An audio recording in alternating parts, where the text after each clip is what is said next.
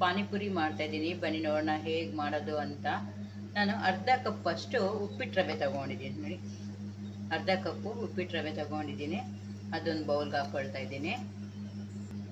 2 ಸ್ಪೂನಷ್ಟು ಮೈದಾ ಹಿಟ್ಟು ತಗೊಳ್ತಾ ಇದ್ದೀನಿ. 2 ಸ್ಪೂನು ಮೈದಾ ಹಿಟ್ಟು ಹಾಕ್ಕೊಳ್ತಾ ಇದ್ದೀನಿ. ಒಂದೇ ಒಂದು ಚಿಟಿಕೆಯಷ್ಟು ಉಪ್ಪು ಹಾಕ್ಕೊಳ್ಳೋಣ. ಇದೆಲ್ಲ ಒಂದ್ಸತಿ ಮಿಕ್ಸ್ ಮಾಡ್ಕೊಳ್ಳೋಣ. ಇದೆಲ್ಲ ಚೆನ್ನಾಗಿ ಮಿಕ್ಸ್ ಮಾಡ್ಕೊಂಡ್ಬರೋಣ. ಇದಕ್ಕೆ 1/4 ಕಪ್ ಅಷ್ಟು ಬಿಸಿನೀರು, ಬಿಸಿ ಬಿಸಿ ಇರಬೇಕು. ಬಿಸಿ ನೀರು ನೋಡಿ, ಕುದಿತಾ ಇರಬೇಕು. ಆ ಥರ ಬಿಸಿನೀರು ಹಾಕ್ಕೊಳ್ಬೇಕು. 1 ಸ್ಪೂನ್ ತಗೊಂಡು ಇದೆಲ್ಲ ಮಿಕ್ಸ್ ಮಾಡ್ಕೊಂಬೋಣ. ಬಿಸಿ ಇರುತ್ತಲ್ಲ ಅದಕ್ಕೇ ನೋಡಿ, ಎಲ್ಲ ಇಟ್ಟು ಕಲಿಸ್ಕೊಂಬಿಟ್ಟು ಚೆನ್ನಾಗಿ ಈ ಥರ ನಾದ್ಕೊಳ್ಳೋಣ. ಕರೆಕ್ಟ್ ಅಳತೆ ಆಯಿತು. ಒಂದು ತಟ್ಟೆ ಮುಚ್ಚಿ 15ರಿಂದ 20 ನಿಮಿಷ ಹಾಗೆ ಬಿಡೋಣ. ಒಂದು 15 ನಿಮಿಷ ಆಗಿದೆ. ಸ್ವಲ್ಪ ಇದು ನಾದ್ಕೊಳ್ಳೋಣ ನೋಡಿ. ಇದು ನಾದ್ಕೊಳ್ಳೋಣ. ಒಂದು 5 ನಿಮಿಷ ಚೆನ್ನಾಗಿ ಈ ಥರ ನಾದ್ಕೊಂಬೋಣ. ಇನ್ನು ಇವಾಗ ನಾವು ಚಿಕ್ಕದಾಗಿ ಉಂಡೆ ಮಾಡ್ಕೊಳ್ಳೋಣ ನೋಡಿ. ಒಂದಿಷ್ಟು ಹಿಟ್ಟು ತಗೊಳ್ಳೋಣ. ಈ ಥರ ಉಂಡೆ ಮಾಡ್ಕೊಳ್ಳೋಣ.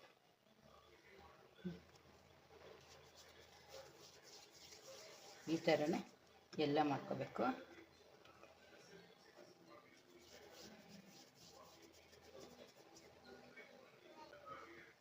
ಈ ಉಂಡೆ ಇದೆಯಲ್ವ, ಆ ಉಂಡೆಗೆ ಈ ಥರ ಪ್ರೆಸ್ ಮಾಡ್ಕೊಳ್ಳೋಣ.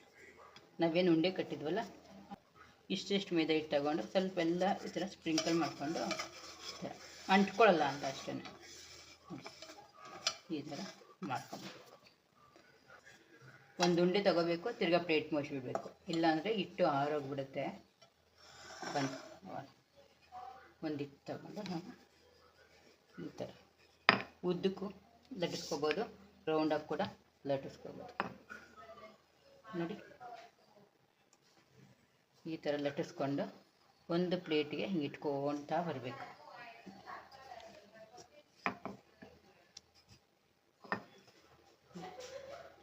ಇದು ಹಾಗೆ ಇಟ್ಕೊಳ್ತಾ ಎಣ್ಣೆ ಕಾಯಕ್ಕಿಡೋಣ. ನಾನು ಎಣ್ಣೆ ಕಾಯಕ್ಕೆ ಇಟ್ಟಿದ್ದೀನಿ. ಈಗ ಒಂದೊಂದೇ ಪೂರಿ ಇದ್ರೊಳಗಡೆ ಹಾಕ್ಕೊಂಡು ಹಾಕಿದ್ದಾನೆ. ಸ್ವಲ್ಪ ಕೆಂಪಣ್ಣ ಬರೋವರೆಗೂ ಆ ಕಡೆ ಫ್ರೈ ಮಾಡ್ಕೊಂಡು ಹೆಂಗಿರ್ತಾ ಇದೆಯಲ್ಲ.